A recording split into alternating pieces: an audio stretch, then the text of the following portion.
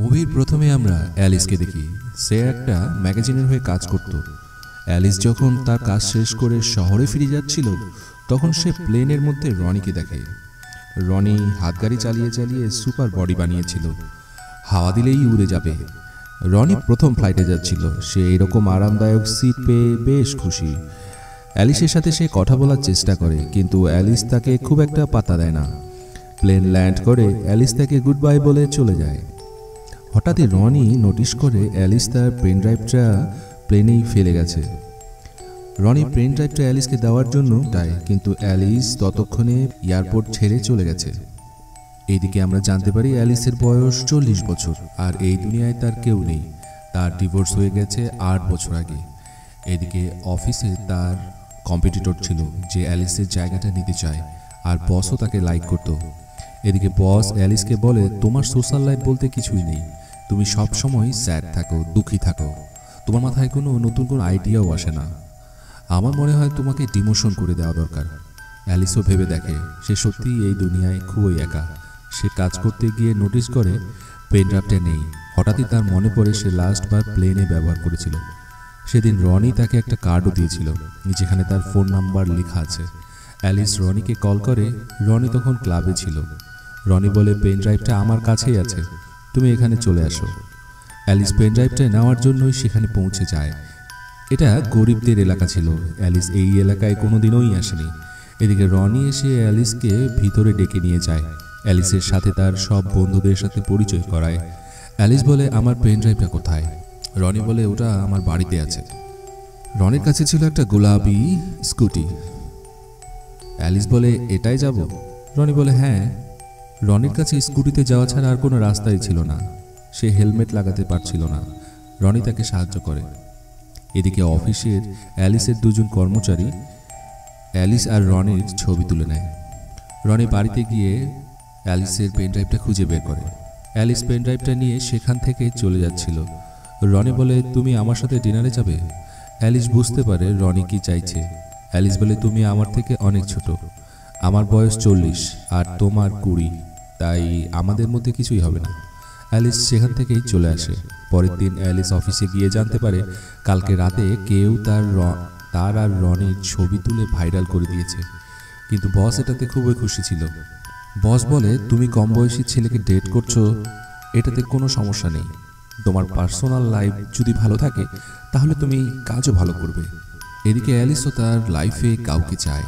সে কতদিন আর একা থাকবে? অ্যালিস পরের দিন রনির কলেজে যায়। সবাই তো অ্যালিসের লুক দেখেই শকড। অ্যালিস রনিকে আজকে রাতের পার্টিতে ইনভাইট করে। রনি তো খুবই খুশি। সে ভাবতেও পারছিল না অ্যালিস তাকে ইনভাইট করতে এসেছে। রাতে রনি পার্টিতে যায়, কিন্তু সে কলেজের ড্রেসটা পরেই ছিল। অ্যালিস তাকে ভিতরে নিয়ে যায়। এই পার্টিতে গরিব ছিল শুধু রনি, কিন্তু তার এটাতে কোনো দুঃখ ছিল না। সে অদ্ভুত কিছু কাণ্ড কারখানা করে, যে কারণে অ্যালিস তাকে বাইরে নিয়ে চলে আসে। এদিকে রনি গরিব হতে পারে, কিন্তু সে খুবই ভালো ছিল। অ্যালিস একটু বোর হচ্ছিল। সে কাজের বাহানা দিয়ে বাড়ি পালিয়ে আসে। পরের দিন সে আবার রনির সাথে দেখা করে। তাকে একটা ফ্যাশন শোয়ে নিয়ে যায়, যেখানে তারা খুবই ড্যান্স করে।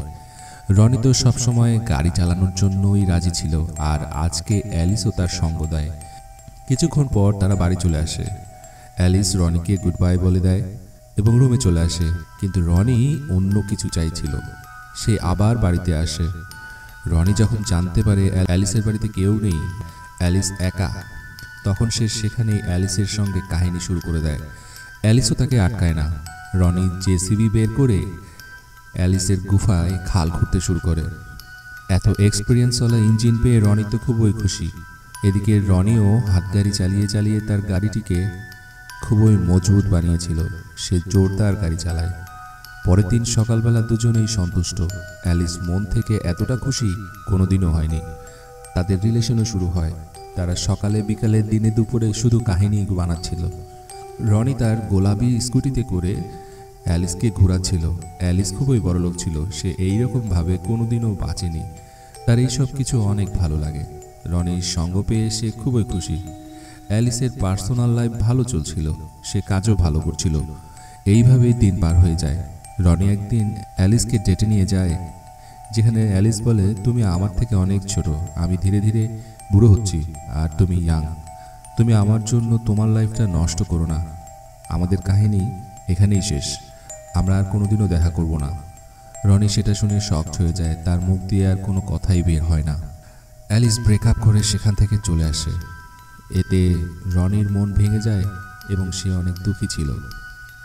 দিনের পর দিন পার হয়, এদিকে অ্যালিসের বস একজন নতুন মডেল খুঁজছিল।